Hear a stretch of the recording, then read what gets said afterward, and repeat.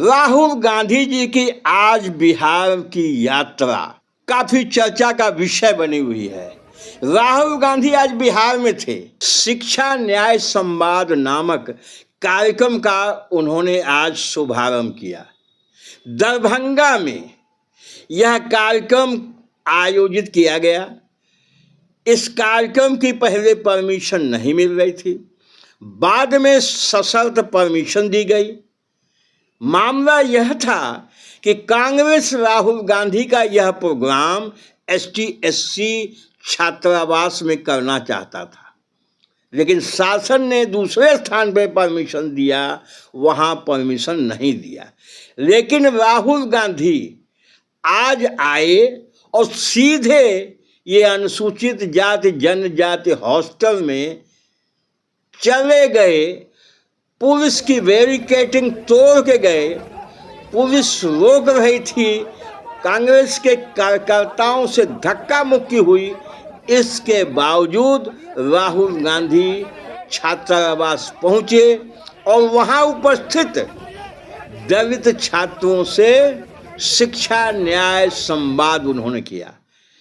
कार्यक्रम महज 10 मिनट का था।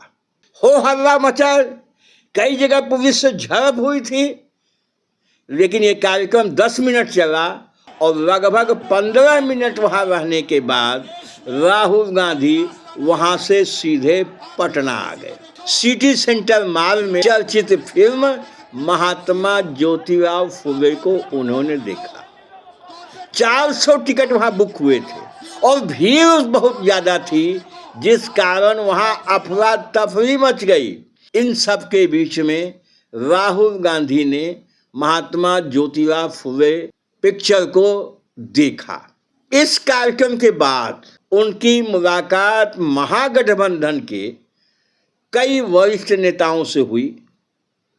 जैसा आप जानते हैं कि तेजस्वी यादव जी और साथ में अन्य कुछ दलों के लोग उनसे मिले हैं और उनसे कुछ बातचीत हुई है। शेष बातें दिल्ली पे छोड़ी गई हैं। अब राहुल गांधी का यह प्रोग्राम, यह यात्रा क्या कहती है? बिहार में होने वाला है चुनाव 2-3-4 महीने बाद। राहुल गांधी की नजर बिहार के दलित वोटों पे है।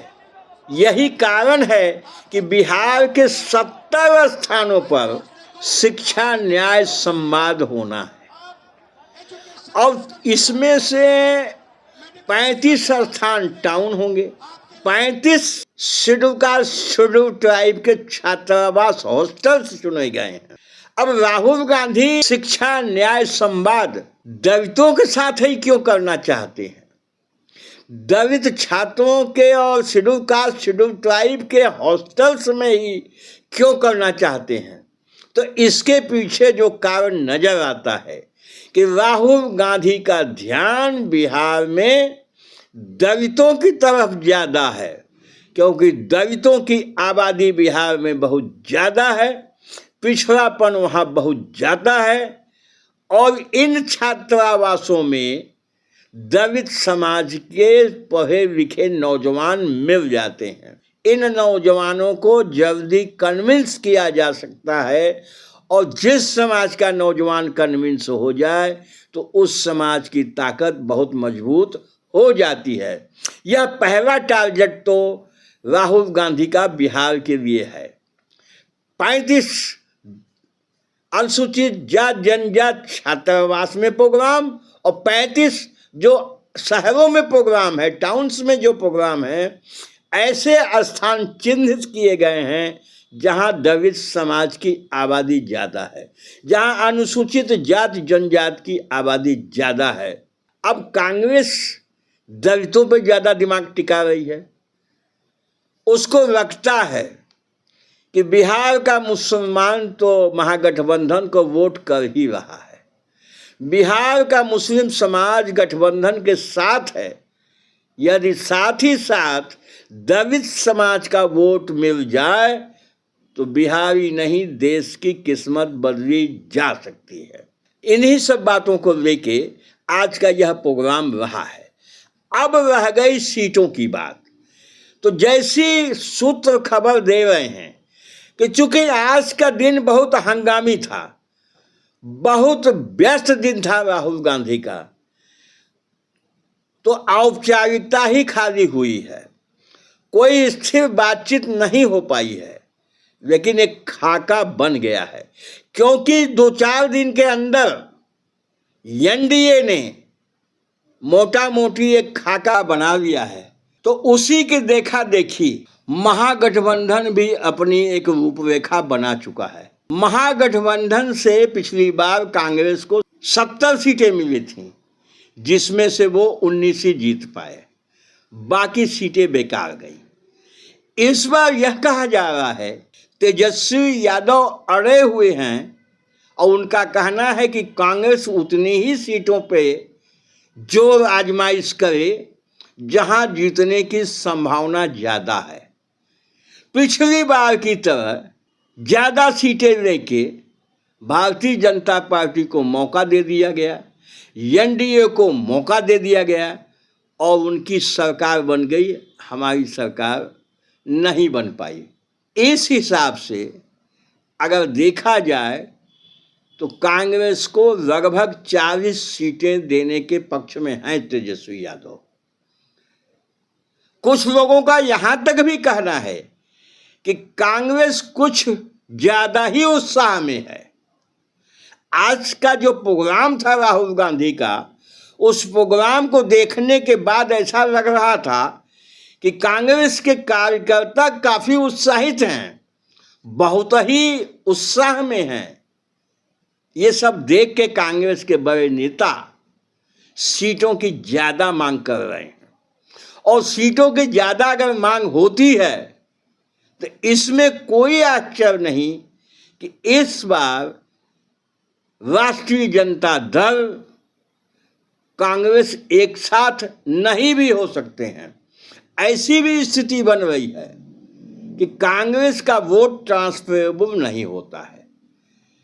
कांग्रेस से जिस पार्टी का समझौता होता है उस पार्टी का वोट तो कांग्रेस के कैंडिडेट को मिल जाता है, लेकिन कांग्रेस के पास अपना कोई जनाधार ही नहीं बचा है, वहां अनुशासन नाम की कोई चीज ही नहीं बची है, इसलिए उनका वोट साथी पार्टी को ट्रांसफर नहीं हो पाता है। तो इससे भी एक अंदाज ये लग रहा है कि कहीं सीटों की टकराहट को लेके समझौता टूट ना जाए। अब राहुल गांधी जी कितना संभाल पाएंगे, बिहार की यूनिट कांग्रेस की कितना बर्दाश्त कर पाएगी, और तेजस्वी यादव अगर इस बार सरकार में नहीं आते हैं तो राष्ट्रीय जनता दल के वजूद पे भी खतरा उत्पन्न हो जाएगा। लालू यादव के परिवार को राजनीतिक बहुत बड़ी क्षति उठानी पड़ेगी। इसलिए बताया यह जा रहा है कि तेजस्वी यादव फूंक फूंक के कदम रख रहे हैं, इसीलिए छोटे दलों से अभी बातचीत उन्होंने फाइनल नहीं किया है। पहले वो कांग्रेस से फाइनल कर लेना चाहते हैं, इसके बाद अन्य छोटे दलों से वो बात करेंगे। अब इनके यहाँ काफी लोग लाइन में लगे हुए हैं। मुकेश साहनी भी इस बार महागठबंधन में लगे हैं। रामविलास पासवान की पार्टी दो धड़े में हो गई है, तो उनके भाई पशुपत पारस की पार्टी भी महागठबंधन में है, लेकिन उनकी भी सीटें ज्यादा मांग रहे हैं, अभी बात नहीं बन पा रही है। कम्युनिस्ट पार्टियां भी इस बार ज्यादा बड़ा मुंह खोल रही हैं। तो ये कांग्रेस की स्थिति वैसे ही है। तो ये सारी परिस्थितियां तेजस्वी यादव को गंभीरता से सोचने पे मजबूर कर रही हैं। अब आगे क्या होता है, और इसमें एक चीज और हम आपको बता दें कि कांग्रेस का दलित प्रेम ये कुछ कह रहा है। कांग्रेस दलितों पे इतना क्यों फोकस कर रही है, और इस देश का दलित, खासकर उत्तर प्रदेश और बिहार का दलित भारी संख्या में बहुजन समाज पार्टी के साथ है और उनको बहुजन समाज पार्टी से निकाल के ले आना बहुत ही टेढ़ी खीर होगी कांग्रेस के लिए। अब शिक्षा न्याय संवाद